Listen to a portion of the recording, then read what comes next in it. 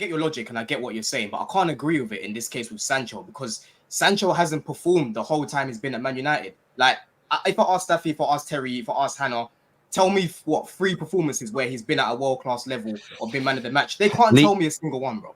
They won't be able to tell me a single one. When he came as a sub, he was Liverpool last season. Like, I do listen. I'm not a hater of Sancho. Like, I remember his good games. Do you know what's interesting about it is this? And I can only speak through personal experience, whether it be MDs I had in banking or coaches I had part of Team GB. I very rarely got bollocked for failing, for having a bad tournament, for having a bad fight, for having a bad month at work. I only ever got a bollocking for not trying. And this is the thing for me. And I do think this is generational and a little bit personal for people. Some people, and I think it's their own experiences. I've got a friend like this. He hates the words in football: passion, desire, work rate. Do you know why? Very good footballer was Ashley. Ashley was the best in my year by a country mile, but he got released from 2 academies because they told him he didn't have enough desire, passion, or work rate. So he has grown up hating those words because it's what he didn't have.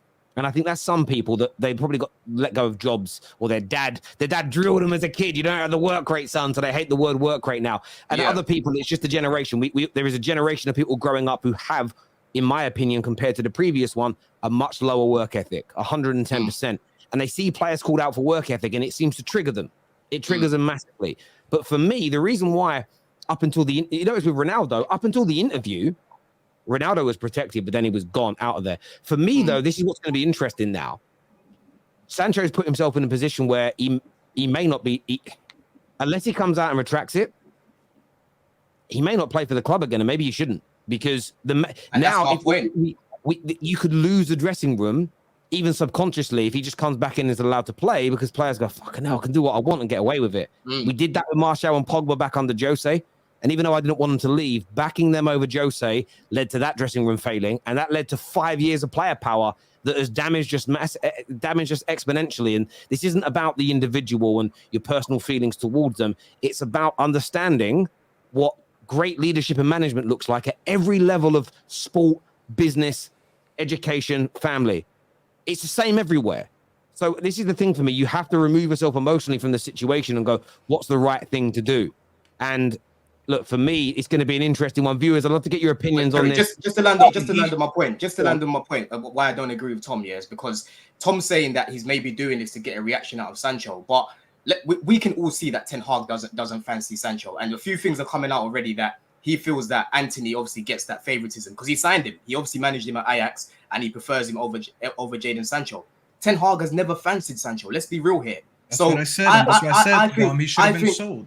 I think right now, this is Ten Hag basically saying that he's wiping his hands with him. He's done with it. That's why would you play a player that you don't fancy for 1,800 minutes though? What did you say, Han? Yeah, what did you say, Hannah? What did you say? What I'm trying to say is with Ten Hag, right? Obviously, like you might not remember this because it was quite early on, but we've seen him critique Garnacho. He called out Garnacho and he also called out Rashford. And on that same game, Rashford came out and scored. He disciplined Rashford. He called him out after, and he's also called out Garnacho. And look what Garnacho's done. Like he's arguably like our best player that comes off the bench at the moment. So though Garnacho has not done anything in the game compared to Sancho at that moment to even compare the situations right now. Garnacho 17 last season. No, hold on. No, you compare the logic, Staffy. You compare the logic. The logic is he's called those people out. I'll touch on that. So you're saying because Sancho got a lot of assists in Germany, he can't be called out, but Garnacho can because he's young. No, that's not what I said. When he called out Garnacho, he said he's not ready to play full games yet, and that I don't think that's him calling it out. That's him saying he said last season that the reason he hasn't been playing after the preseason there was some attitude issues. But the manager and Bruno both said that. I thought you were talking about when he said No. They called him out for some attitude problems that he had in training. Basically, he was getting a bit too big. His bollocks was getting a bit too big, and he was giving it the big un. I've made it, and they were like, "You're not playing when you're acting like that. Like, humble yourself a little bit." I'm paraphrasing, but sorry, Staffy. Yeah, that's why I was trying to get where you're coming from. But he did, and this is what I'm saying. Ten Hag has called people out when attitude's not right. I mean, and Rashford's one was amazing. Rashford was 5 minutes late. We didn't know that at the time. He still took him to the game. He took him to the game, and even after the game, Rashford was like, "I overslept by 5 minutes," something like that. Like even Rashford came out and joked about it. But he still took him to the game, and he played. Rashford after the game just said it was my fault. I was late. It wasn't until nearly a year later with the Gary Neville interview where he said it was 5 minutes. So again, 5 minutes, you're on the bench. If it had been half an hour late, I bet he wouldn't have been on the bench. Like, because 5 minutes late's bad, but it's not as bad as everything else. But look, Yeah, viewers, Terry, let us know what you think. This ain't good, though. This ain't good, though, because in pre-season, the guy was starting Sancho as a 9. Then when the season started, he dropped him and started playing Rashford there. Clearly, you can see he doesn't fancy him. So, from an outsider point of view, I'm looking at the situation. I'm not looking at it like, oh, he wants Sancho to work harder. I'm looking at it like he's given up. He's done with him now. Like, bro, he played him in the 9, where he's never played that before. He still did it, played in preseason, so he went out of position, which shows that he is disciplined enough to try and contribute something to his team. We all thought that he did decent enough. We said until Højlund is ready, let's play with Sancho in the false 9. Instead, he played Rashford. Instead, he played Martial, and now he played Højlund, which means that in Sancho's eyes right now, he's looking at the manager. He's like, I am 4th option in the position that he asked me to do during the summer. Facts. People wonder why he's not, why he's frustrated with it. I am telling you, the first few games, I came here and spoke a few times. Garnacho wasn't playing well. Rashford wasn't doing well in the 9. Anthony was sticking out the place, and they all were getting start consecutive, a game after day consecutive. And I'm sitting there, and I said, by the way, I said this about Eriksen when Mount was still being played in the first 2 games after 2 bad games. And I said that about, what's his name, Pellistri. And I'm like, if I am dead and I'm sitting on the bench and I'm seeing my teammates playing bad, but I am not getting any minutes, no matter how bad they play, I'm going to sit here and question, well, does the manager even fancy me? I said this on the top 6 for those Staffy, I get that, Staffy. But this is the thing. I understand that as a point, and it's logical. Equally, there's a way to react to things. And do you know, sometimes in I didn't get a promotion once, and they said it was 50-50 with somebody, but the MD was unsure about my attitude. He wasn't sure elements of my attitude. So the decision was to not give me the promotion and the other guy, because we were close, to see how I would react to not getting the promotion. I did the smart thing. I got my head down and worked even harder and made them realize they made a mistake without having to tell them that. Within 3 months, when the next role came up, I got the job. I didn't even have to interview for it. That's a personal experience. If I'd have been like some employees do, though, when they don't get jobs, is this reason or that reason or the other reason why you're not giving it? Oh, you've picked the wrong person and become insubordinate. They'd have gone, we made the right choice. He's got an attitude problem. So there's that. Secondly, if there is, and I believe there has been multiple training issues, this is where you should be more angry at Sancho. If Sancho hasn't been given the chances because he ain't training hard enough, that's not on the manager. But that's what I said. It should have been sold, but no one came in for him this summer. There was rumors earlier on before the window started that he was someone whose name would be available if anybody came in. And I would say this to you about all your technical ballers and Baller FC out there that are all like, my guys should get more game time. All the guys that have been backed to do well under the manager, for instance, the Sanchos, the Donnies, the Martials, Pogba, but he left before, so we'll leave him out of it. No club on planet Earth has tried to buy him. Chelsea made a little inquiry for Sancho, but that was about it.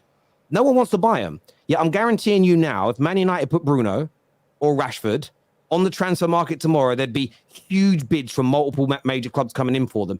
Staffy, that's something that I know you love these guys. Their technical ability, I understand it. But this is where I feel like people have got to be real and drop their personal subjective feelings. The fact nobody wants to buy them. The fact that the team, when I first read it, I thought it was Leyton Orient. But Lorient were the only team significantly interested in. Yeah, but Dunn is of an ACL, and to be honest, I don't rate him that highly, anyways. But he's of an ACL, but so I'm just saying in general, Baller FC, that these guys are going to kick. Why haven't they been given more chances? Because they're not good enough. They might be good enough at another league. This is why we still don't win. Because we fancy the guys that do more press-ups during training. We're looking for the athletes and not the technical balls. Staffy, you're in your feelings here. It's nothing to do with that. I'm not. This is the truth. No, you are in your feelings. We don't pick the players that do better. Rashford isn't playing over Sancho because he's got a better body and does more push-ups. He's playing over Sancho because he scores more and delivers more for the team. I agree. Sancho is light years ahead of him in terms of ability, but he doesn't impact the team enough. It has nothing to do with doing push-ups, and we ruin people with technical ability. Yes, we do rate these players, Terry. I'm telling you. That's why Sanchez came in and failed. We don't ruin them. They ruin. Hang on. Where's the responsibility? Everyone comes in. No. Everyone comes in. We never rated technical ballers. Staffy, answer me a question. Answer me a question honestly, bro. How can the guy with more technical ability be damaged more so than a player with less technical ability? How does that even make sense? Don't play. When you look at this team, we don't even have enough technical ballers in this team. Okay, so when you throw in, people are judging Sancho by what? Tracking back, sprinting, stuff like that. How about we talk about the ability on the ball? I want to hear more about passing, about link-up play, about with dribbling. The ball then. Hang on a minute. No, I'm sorry. Pep Guardiola, best manager in the world, best team in the world? Wait, is Pep the best in the world, you said? Yeah, I'm asking you a question. Yeah. Of course. That team is predicated on its pressing, its running, its tracking back, staying in shape, getting back into position when you lose the ball. So's Arsenal season last year. Brighton, fantastic at it. Newcastle, impeccable. So it's massively important in 2023. How tacticos ignore this is beyond me. It's the most important bit. I didn't say ignore it. Okay. But I'm saying that's the only thing that always gets said. Wait. What the fuck? I'm not swearing at you. I'm talking in general. What stops Sancho playing nice passes when he's in the attack? Nothing. Yeah, Nothing. I just named that. Because our team is not good enough. This is why I'm saying we're getting. It's not on the manager. What stops him from doing it? From doing what? I am explaining to you that this team is not good enough. We have had teams over years that are not good enough, that every time we throw a technical player in that midfield, in that attack, in that defense or whatever, they're not good enough because everyone around is not good enough. This is why even Onana yesterday was getting sacrificed. How can Bruno Fernandes, who is a creative machine with zero technical ability in many people's eyes, create opportunities? But Sancho, who's also, until he joined Man United, was a creative monster. Profiles. They're different Hang on. That's not the question. How can one not create barely a thing with more technical ability, but somebody that's a bang average footballer can create lots? I don't understand how that works. It's because Sancho ain't good enough. That's same. Why. I'll tell you why. Because it's the same reason why we don't keep the ball. We have a team. Listen, we look at chances created. We don't even add context into how these chances were created, but we look at Bruno and he does a Hollywood ball and we sit there and we clap. But have we had a team that is able to hold the ball, a team that keeps possession of the ball, a team that can retain the ball? We went to the Emirates yesterday. Our best ball retainer was the goalkeeper. Statistically, he progressed the ball more than anyone. And then we go into the midfield and we lose the ball right away. Arsenal didn't even have to press us because they know in the second phase of build-up, they'll get the ball off us. You know why? Because we have a whole midfield that can't hold the ball. When I am talking about Sancho, but let me land. When I'm talking about Sancho being one of our technical ballers, basically, why don't he hold the ball more? Why don't he hold the ball more? Are we not listening to what I'm saying here? I'm saying we have a whole team that can't hold up the ball.